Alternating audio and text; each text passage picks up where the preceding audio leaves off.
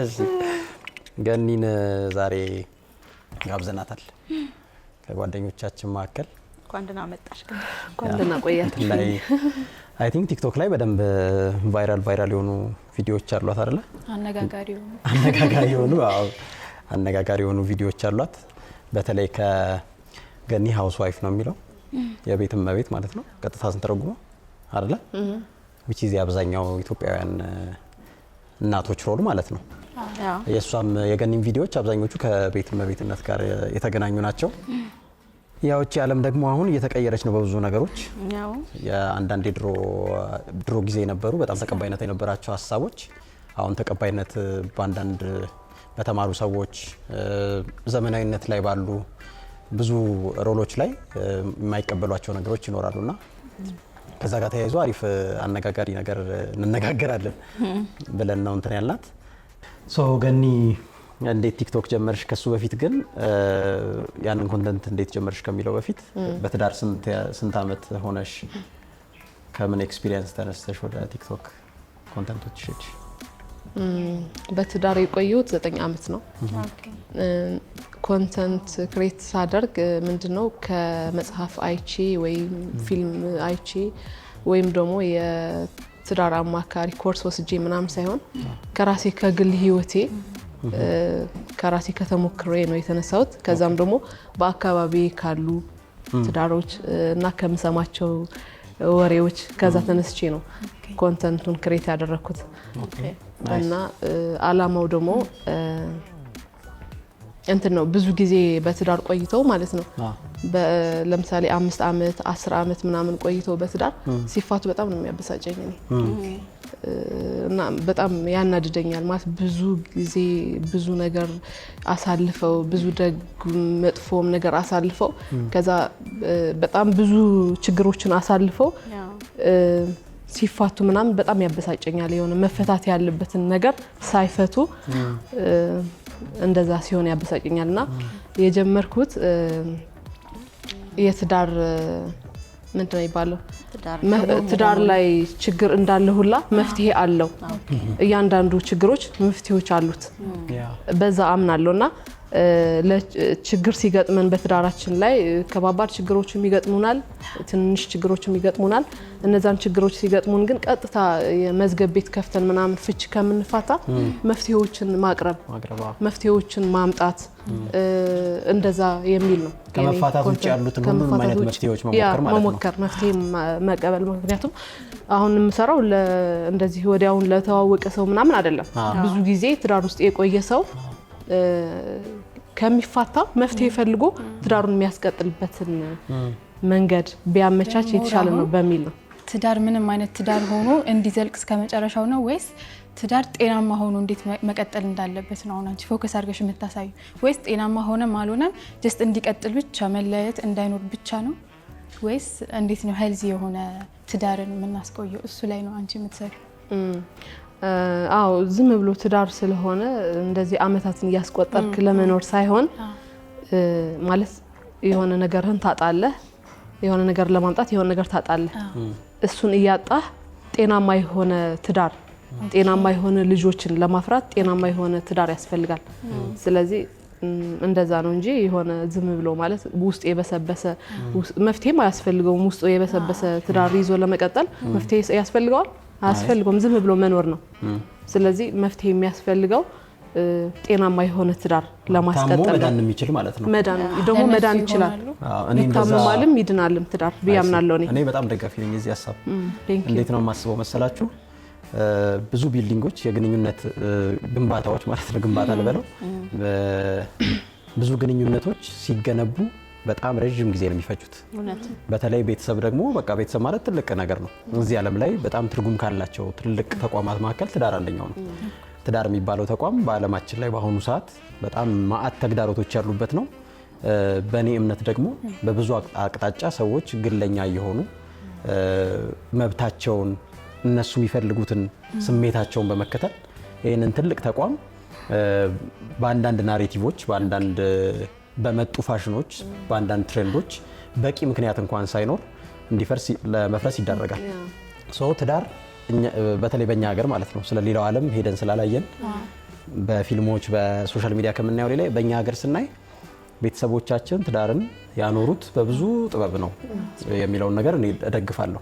በጣም ብዙ ውጣ ውረዶች አንዳንድ ጊዜ ለመፋታት በቂ ምክንያት ኖሯቸው በተለይ እናቶች ለመፋታት በቂና ከበቂ በላይ የሆነ ሪዝን ኖሯቸው አንዳንድ ጊዜ ግን እነዛን አስቸጋሪ ጊዜዎች በጣም በጥበብ በማለፍ ከማህበረሰቡ እሴቶች ውስጥ ቫልዩዎች ውስጥ ቆንጆ አሪፉን እየመዘዙ የሞራልን የሃይማኖትን የቤተሰብን ምክር እየሰሙ በጣም አስቸጋሪ ጊዜያትን አልፈው አሁን ያለነውን ሰዎች እንትን ብለዋል።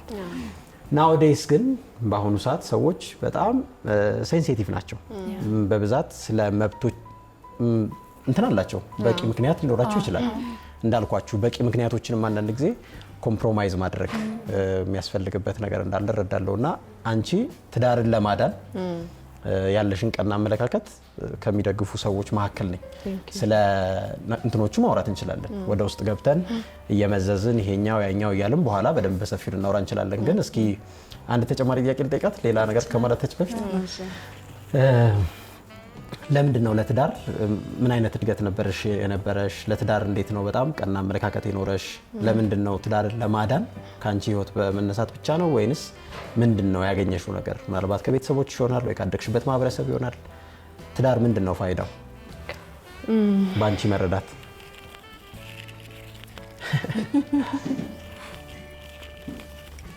ያስጠጣል ማለት ነው። አይ ትዳር ያው የታወቀ ነው፣ የተከበረ ነገር ነው። እሷ እንግዲህ 9 ዓመት ነው የኖረችው አይደለም። እንዳለችው መፋታት ቀላል ነገር አይደለም። እንደኔ ለመፋታት የሚወስን ሰው ማለት ከውጭ ሲመለከት ዋው እንዴት ይፋታሉ ምናምንም አይደለም። ለመፋታት ሲወሰን የሚሄድበት በጣም ብዙ ፕሮሰስ አለ። በጣም የሚያም ሂደት ነው። ከመጀመሪያው ጀምሮ ስትጣላ፣ ከዛ ሽማግሌ ሲገባ፣ ከዛ ፍርድ ቤት ምናምን የሚለው ሂደት በጣም የሚያደክም ነገር ነው። ብዙዎቹ ፈልገውትና ወደውት የሚገቡበት ነው ብዬ እኔ አላስብም። ምናልባት እንዳለችው ማለት ነው ትዳር በጣም የተከበረ ተቋም መሆኑን አውቀው በምንም አይነት ሁኔታ ቢሆን ላድነው ማለት አንድ ነገር ነው። ግን ደግሞ ቅድም እንዳለችው ማለት ነው አብዛኛው ሰው ፈልጎ አይ በቃኝ ዛሬ ካመሻ ፈታዋለሁ ብሎ የሚፈታ አይመስለኝም፣ ወይ ዛሬ እንዲካላደረገ አይመስለኝም። ሁለት ሰዎች ናቸው ትዳር ውስጥ የሚገቡት። ከተለያየ ባክግራውንድ ነው የሚመጡት። የተለያየ አስተሳሰብ ነው ያላቸው። ያንን ችሎ መኖር እሱ አሁን ስታነሳው በጣም መብሰል ይፈልጋል። ከዛ ደግሞ ትምህርት የሚባለው ነገር ቅድም ጨምረህበታል። ሰዎች ስለተማሩ ብቻ ወደ ፍቺ ፈጥነው አይሄዱም። እንዲያውም እንደኔ የተማሩ ሰዎች የነገሮችን ምክንያት፣ ውጤት ወይም መንስኤ የበለጠ ያስባሉ ብዬ አስባለሁ። ግን ሁለት ሰዎች ናቸው ውስጥ ያሉትና ሁለቱም ለዛ ትዳር እኩል መስራት መቻል አለባቸው። ገብቷል? አብዛኛውን ጊዜ ሴቷ ትቻል ኢትስ ኦኬ የሚባለው ነገር ሴት ላይ ይጫናል። ሴቷ ግን ተምራ የሆነ ነገር መረዳ ስትጀምር ይሄ ነገር የሁለት ሰው ጥምረት ነው፣ ሁለቱም ሰው እኩል መስራት አለበት የሚለው ነገር ይመጣል። ስለዚህ አብዛኛውን ጊዜ ፍቺ ማነው ኢኒሼት የሚያደርገው የሚለው ራሱን የቻለ ጥናት ይፈልጋል። ሴቷ ነች ወይስ ወንዱ ነው? ማነው ያልቻለው የሚለውን ማጥናት ያስፈልጋል ብዬ አስባለሁ። እና እሷ የመጣችበት መንገድ ያው ትክክል ነው። በጣም የተከበረ ተቋም ነው። ቤተሰብ የሚወጣበት ህብረተሰብ የሚገነባበት ነው። ግን ሰው ሁሉ ደስ ብሎ ተነስቶ የሚፋታ አይመስለኝም። በጣም ብዙ ነገር ከተካሄደ በኋላ ነው ብዬ አስባለሁ። ምን ታስቢያለሽ? ጥያቄ ባክግራውንድሽን የትዳር ስለዛ እኔ ባክግራውንዴ ከእናት ከአባቴ ተወልጄ ከዛ በልጅነቴ ነው እናት አባቴ የተፋቱት።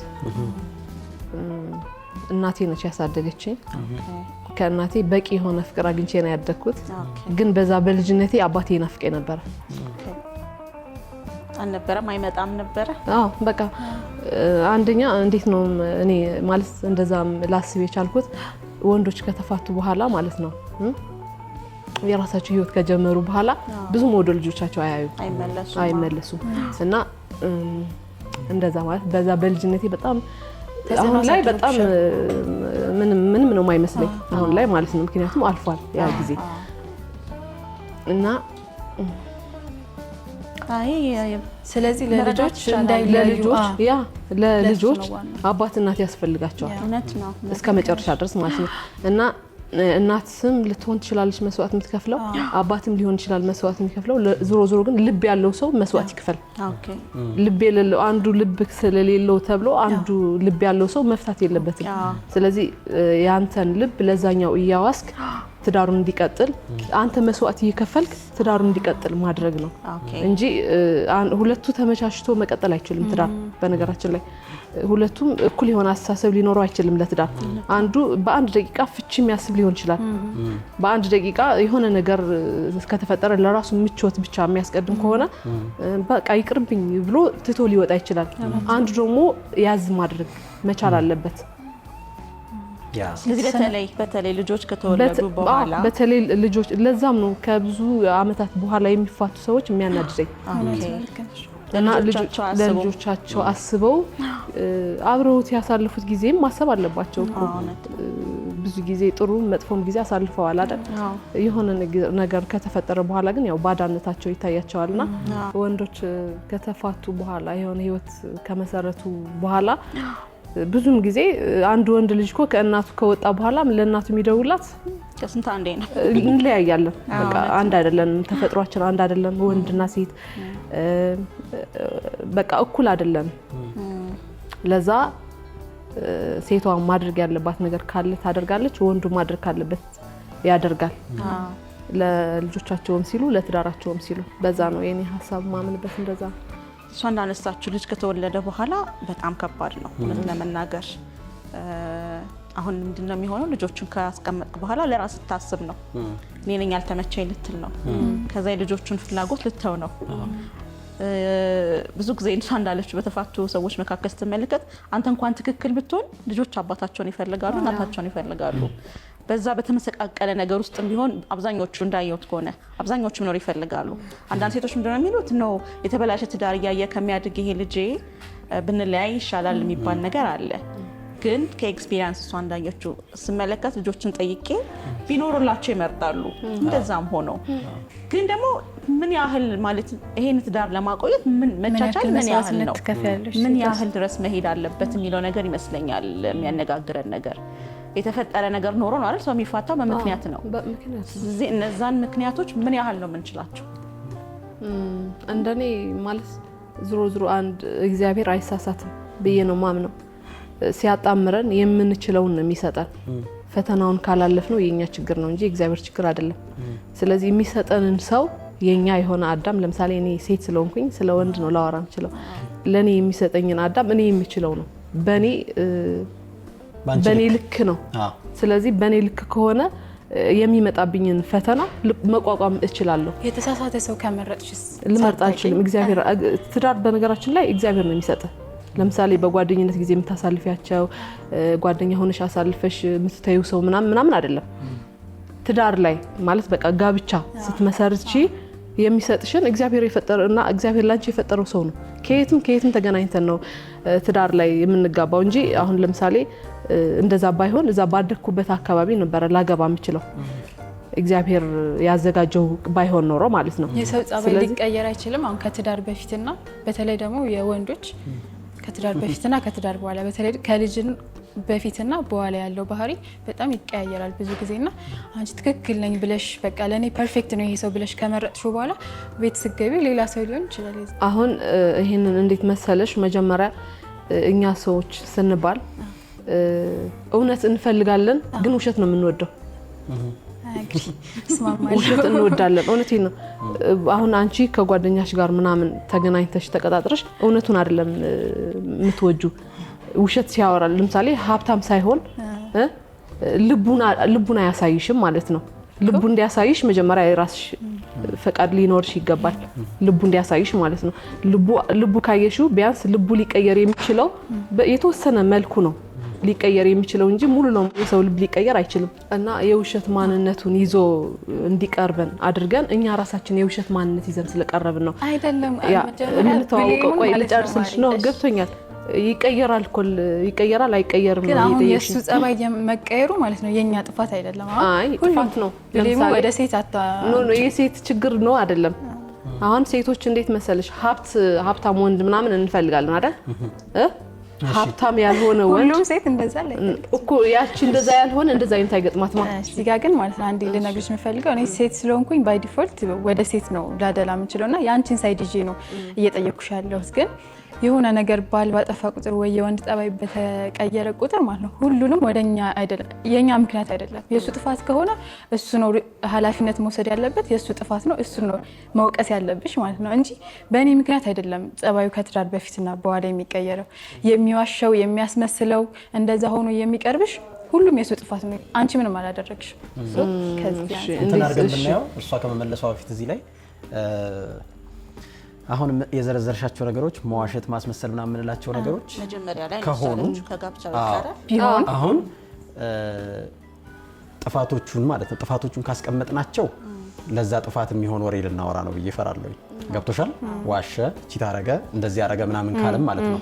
ግን ኢን ጀነራል ይሄ ትዳርን ስለመጠበቅ አይደል እያወራን ያለው? ትዳርን አሁን ቅድም ያነሳችው ነገር አለ ለልጆች ከራሷ ታሪክ ተነስታ ማለት ነው ልጆች እንዳይበተኑ አሁን እሷ አስቢው በልጅነቷ ነው ቤተሰቦቿ ትዳር የተበተነው። ዛሬ ላይ ኢሞሽናል አረጋት፣ አስለቀሳት አይደል? ምን ያህል ዘመን ነው የሚከተለን ያ ነገር? ትራውማው ማለት ነው። ከሁለቱ ሰዎች ፍላጎት አልፎ ልጆቹ ላይ ተላለፈ። ከዛ እሷ አሁን የምትሰራውን ኮንተንት የምትሰራበት ምክንያት ያ የልጅነት ጉዳይ ነው አይደለ? ምን ያህል ክሪቲካል ነው ከኛ አልፎ ወደዚህ ምድር ላመጣናቸው ሙሉ በሙሉ እኛም ብቻ ባንሆን ጥፋተኛ ለማምጣታችን ምን ያህል እንትን ነው የሚከፈለው ሳክሪፋይስ ከስሜትም ማለፍ አለበት የሚል ነገር ነው እያነሳች ያለችው። ማለት ከግል ምቾታችን እስከምን ድረስ ነው የምትታገሰው? ነገር መሰለ በኮርትሺፕ ጊዜ መጀመሪያ ላይ ለምሳሌ በምንተዋወቅበት ጊዜ እሷ እንዳለችው እውነተኛ ማንነታችንን ማናተያይ ከሆነ በኋላ ላይ ያ ነገር በሚገለጽበት ጊዜ ችግር ይፈጥራል ነው። ግን እኔ ደግሞ ስጋት ምንድነው በጣም አብዛኛው ሰው ከትዳር በፊት ባለው ነገር ላይ እውነተኛ እንትኑን ለማወቅ ጊዜውም አይፈቅድም። አብረ ስትኖርና ላይክ ውጭ ስትገናኝ ይለያያል አይደል? አንተ ለማስደሰት እኔ አንተ ለማስደሰት ያለንን ጊዜ ደስ በሚኒታ ለማሳለፍ ነው እንጂ ምን ሞክረው ብቻ ቅስቀሳ ነው እሱ ህይወት አይደለም። ገባ? ህይወትን አብረ ስትጀምረው ግን ያኔ ነው እውነተኛ ማንነቱ የሚታወቀው። እንግዲህ እሷ እንዳለችው ያን ጊዜ ያንን እውነተኛ ማንነት እኔ ልችለው በማልችለው መንገድ ቢገለጽስ እናቴ ነፍሷን ይማርትና በልጅ ቆዳ የተቀበረ ሰው የለም ትል ነበረ። ምን ለማለት ፈልጋ ነው? ለልጆቼ ስል ሁሉ ነገሬን እተዋለሁኝ። ግን አት ኤንድ ኦፍ ዘ ዴይ እኔ እንደዚህ ስትሰቃይ ማንም ዞር ብሎ አያየኝምና ይሁን ነገር ለልጆች ስትባል በቃ በልጅ ቆዳ የተቀበረ ሰው የለም ስትል አስታውሳለሁ። አግብተው ይሄዳሉ እነሱ። ያንቺን ህልም ለነሱ ኖረሽ ማለት ነው። በቃ ትተዋለህ። እሱ እንደፈለገ ቢሆን ቶለሬት ያደርግ ትኖራለህ። እና እኔ እንኳን የምመርጠው ምንድነው እዛ ደረጃ እንኳን ቢደርሱ በጣም በቃ አሁን ፈረንጆቹ እንደሚያደርጉት በጣም በትብብር ልጆቹ በቃ አባታቸውን እናታቸውን በደንብ እያገኙ እንደዛ ቢኖሩ ይመርጣል እንጂ ትዳር ውስጥ እንደዛ እየተከፋሽ ነው የሚለው ትንሽ የሚከብድ ይመስለኛል። አይመስልሽም ገኒ?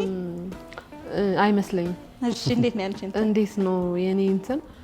ለምሳሌ እኔ የሆነ ነገር የምፈልገውን ነገር ከባሌ የምፈልገው ነገር እሱ እስከሚያመጣ ሊደርስ አልጠብቀው ማለት ያንን ትዳሩን እስከፈለኩት ሰዓት ድረስ ማለት ነው። ትዳር ላይ የምቆየው እኔ እስፈቅድ ብቻ ነው። እስከፈቀድኩበት ጊዜ ብቻ ነው ልቆይ የምችለው። ያንን ፍቃዴን ሳነሳ ትዳሩን ይቆማል ማለት ነው። ስለዚህ ለዛ ትዳር ስል መስዋዕት እኔ መተው ያለብኝ ነገር እተዋለሁ። ያንን እሱን እንዲተው አልጠብቀውም። ለምሳሌ በቃ እኔ በትዳሬ የተፈተንኩ ሰው አይደለሁም። ሁሌ እንደማወራው ማለት ነው። ማለት ጥሩ የተባረከ ባል ሰጥቶኛል እግዚአብሔር። አንቺ የተባረከ ሚስት ተሰጠኝ ነው የሚለው። በእርግጥ ለሱ በጣም የተባረከ ሚስት ሰጠው ነው። ለኔ ደግሞ በጣም ማለት ጥሩ ባል አለኝ እና የተፈተንኩኝ ሴት አይደለሁም። ግን እንደ ወንድ ለምሳሌ ከትዳር በፊት የነበረንና ትዳር ውስጥ ስንገባ ያለን ነገር አንድ አይደለም። ከትዳር በፊት ያየሁበት ነገርና ከትዳር በኋላ የማይበት ነገር አንድ አይደለም። ስለዚህ አንዴ ከገባሁኝ በኋላ እኔ ማጣት ያለብኝ ነገር እያጣሁኝ እሱ የሚፈልገውን ነገር እሱ አይልሽ። እንዴት መሰለሽ እኔ ማስበው አሁን እኔ ጎደሎ ከሆንኩኝ እኔ ማለት አሟልቼ መሄድ ማልችል ከሆነ ያንን ባሌ ነው አሟልቶ ሊሄድ የሚሰጠኝ ፈጣሪ ብያምናለሁ። ሁለታችን ተመሳሳይ ልንሆን አንችልም ብዬ አስባለሁ። ከዛ እዚህኛው ላይ ማንሳት ፈልጋለሁ። አንቺ በትዳር አለመፈተንሽስ ቢሆን አሁን የምታንጸባርቂውን ሀሳብ እንድታንጸባርቂ ያደርገሽ፣ ለምሳሌ ባለቤትሽ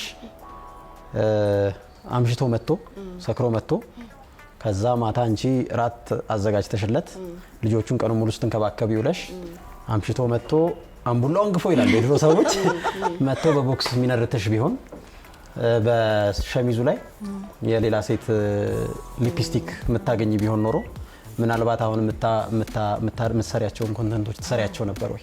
ምናልባት ይሄ አቋምሽ ሊቀየር ይችላል ብለሽ አታስቢም? ወይስ ያኔም ቢሆን አንዴ እዚህ ትዳር ውስጥ ገብቻለሁ፣ ይሄ እግዚአብሔር የሰጠኝ ትዳር ነው፣ እግዚአብሔር አይሳሳትም፣ ስለዚህ ይሄንን ሰው መለወጥ እችላለሁ ወይም እስከ መጨረሻው እስከ ለተሞታችን ድረስ ለልጆቻችን ስል መታገስ አለብኝ ብለሽ ታምኛለሽ? እሺ አሁን ይሄንን ሰው ከመጀመሪያው አላገባውም ነበር እኔ ካገባሹ በኋላ መጠጥ የጀመረው ኖ አይጀምርም። ሲጀምር እውነቴ ነው ሳገባው አንድ ሰው አየዋለሁ ማለት ዝም ብዬ እኔ ብቻ ማወራ ከሆነ ምናምን ላላቀው እችላለሁ፣ ያ ሰውዬ ላልረዳው እችላለሁ ምን አይነት ባህሪ እንዳለው። ይሄ ሰውዬ ሴሰኛ ነው፣ ጠጭ ነው፣ ሰካራም ነው ምናምን ሱሰኛ ነው የሚለው ነገር ላይገባኝ ይችላል። በደንብ እንደ ጨዋ ሰው እምረዳ ከሆነ እማየው ከሆነ ግን አየዋለሁ። ሰውየው በደንብ ነው ማየው። መጀመሪያ በደንብ ስገባ መርጬ ነው የምገባው ነው። መርጬ ነው የምገባው። እንደዚህ አይነት ሁኔታዎች ይፈጠራሉ አንዳንዴ። ሊሰክር ይችላል ማንኛውም ወንድ ማለት ማንኛውም ባልልም ያው ሰክሮ ሊመጣ ይችላል። ቦክሱ ግን አሁን ለምሳሌ ቦክስ የሚያስመታኝ ምንድን ነው መጀመሪያ ምንድነው? ስለሰከረ ዝም ብሎ በቃ ስለሰከረ ብቻ ለምሳሌ ምን ያደርገው ባል ሊኖር ይችላል። የሌላ ሰክሮ ሲመጣ ምለክፈው ከሆነ ቀጥታ በርስ ከፍት ሰክሮ ሲመጣ እየሳቅሽ ምናምን አትቀበይም መቼ? ኖ መቀበል አለብሽ። እየሳቅሽ ባይሆንም ከፍተሽ ዝም ብለሽ መተኛት አለብሽ። ጠጥቷል ብለሽ አንደርስታንድ አድርገሽ ማለት ነው። ኦሬዲ የመጠጣት ልማድ አለው አይደለ? ጠጥቷል እንግዲህ እስከነ መጠጡን እያወቁ የሚያገቡ ሴቶችም አሉ። ለነሱ ስለሚገባ ነው ያ ሰውዬ ያገቡት። እየጠጣ የምርጫ የውሳኔ ጉዳይ ነው። የውሳኔ ጉዳይ ነው፣ የእግዚአብሔር ጉዳይ ነው። አለቀ። ያገባል አገቡ አይደለ? ከዛ እሱን አይለውጥም። ባይዘው ወንዱን እንደዚህ አርጌ መጠጡን አስጥቼ ምናምን ቀይረዋል ምናምን የለም፣ አይቀየርም። ሊቀይሩ ሳይሆን ራሳቸው ቀይረው ነው ሊኖር የሚችሉት። ራሳቸውን ቀይረው እኔ እንደዚህ አድርጌ ምቹ ሁኔታ እፈጥርለታለሁ፣ ከዛ በዚህ መንገድ ይቀጥላል። ለምሳሌ ሲመጣ ሰክሯል አይደል? ባትስቂም ከፍተሽ በቃ ተኛለሽ። ከዛ ከቻልክ እንደዛ ብትለው የተሻለ ነው። ማንኛውም ሰው የሆነ ሪስፔክት ምናምን ስታደርገው ደስ የማይለው ሰው የለም። ሰው በፍቅር ታሸንፊዋለሽ። በቃ ማጣት ያለብህ ከዛ ድጋሚ አይጠጣም ነው እንደዛ አድርገሽ ከተቀበልሽ ልማድ ካለው ይጠጣል። ግን ምን አይነት ሴናሪዮዎች ይፈጠራሉ መሰለሽ? ማለት ሴናሪዮ ማለት ምን አይነት ሁኔታዎች ይፈጠራሉ? አንዳንድ ጊዜ ያልተጠበቁ ነገሮች ትዳር ውስጥ አፕን ያደርጋሉ። ምንም ያህል ተጠንቅቀን ገብተንበትም ቢሆን በመጀመሪያ ደረጃ አሁን ምን አይነት አቋም ደግሞ ያላቸው ሰዎች አሉ መሰለሽ? አንደኛው ወገን የአንደኛውን ወገን ደካማ ነገር ብቻ የመሸከም ግዴታ የለበትም፣ ሚቹዋል ነው ወይም የጋራ ግንኙነት ነው። አንዳንዶች ሰዎች 50-50 ነው ይላሉ። አንዳንድ ሰዎች ደግሞ 50-50 ባናስቀምጠው ግን አንደኛው በአንደኛው ላይ ጎዶሎውን ይሞላል። አንቺ እንደምትችው ለምሳሌ አንቺ ሰክረሽ ብትመጪ የማይታገስሽ ከሆነ አንቺ ሰክሮ ሲመጣ የምትታገሽበት ምን ምክንያት አለ የሚል ሚዛናዊ ለማድረግ ይሄንን ሀሳብ ያነሳሉ። ምን ትያለሽ? አንቺ ሰክረሽ ብትመጪ ለምሳሌ ያንቺን እንቶ አሁን ወደ ፐርሰናል ስንወስደው የኔ ትዳር ምናምን ሊሆን ነው። ግን ሰክረሽ ስትመጪ በዛ መልኩ የሚቀበልሽ ሰው ይኖራል። ሴት ጓደኞችሽ ጋር ልጆችሽን ቤት ተሽለት ለወንድ ሴት ጓደኞችሽ ጋር አምሽተሽ ሰክረሽ መጥተሽ አንተ ደሃ በቦክስ አምሽቻለሁ ስለው እንኳን ደህና መጣሽ ዛሬ ደግሞ ምንድን ነው ያጠጡሽ የሚል ይመስልሻል? አይ እንደዛ አይለኝም። ስናወራ ይሄንን ሀሳብ ስናወራ ኢትዮጵያውያን እንደ ኢትዮጵያውያን ነው ልናወራ የምንችለው። ብራዚል ወሰድኩታ ኢትዮጵያውያን ከሆንን ደግሞ ማለት ባህል አለ፣ ወግ አለ፣ እምነት አለ፣ ምናምን አለ። ከነዛ አንፃር አንስተን ስናወራ ሴት ስታመሽ ምናምን አይደለም የተለመደው፣ ወንድ ነው ሲያመሽ የተለመደው። ስለዚህ ባህል ግን ይቀያየራል። ታውቂያለሽ አይደል? ባህል ይቀያየራል። ለጊዜው ግን ያው ኢትዮጵያ ውስጥ ነው ያለነው። ኢትዮጵያ ውስጥ ነው ያለነው። ገና እድገት ላይ ያለች ሀገር ነች። ስለዚህ ባለው እውነታ መሰረት ነው ደግሞ ሰክራ መታ የሚቀበሉ ወንዶችም አሉ። በነገራችን ላይ አሉ። ሰክራ መታ በጣም ስቀው ምናምን የሚቀበሉ አሉ። ምን ቪዲዮ ተይዞባቸው ነው? አይደለም የምሬ ነው አሉ። እስኪ አንቺ አሁን ትዳርን በቃ ያፈርሳል ከዚህ በላይ መታገስ አልችልም ወይም ሊያስቀጥል አይችልም የምትዩ ፖይንት ምንድነው? ታግሰሽ መጨረሻ ላይ ይሄማ አይሆንም ይሄንን ቢያረግ ምንለው ማለት ነው የምትዩ ምንድነው? ማያስቀጥለው ትዳርን ማለት ነው ምንድነው የሚያፈርሰው ነገር?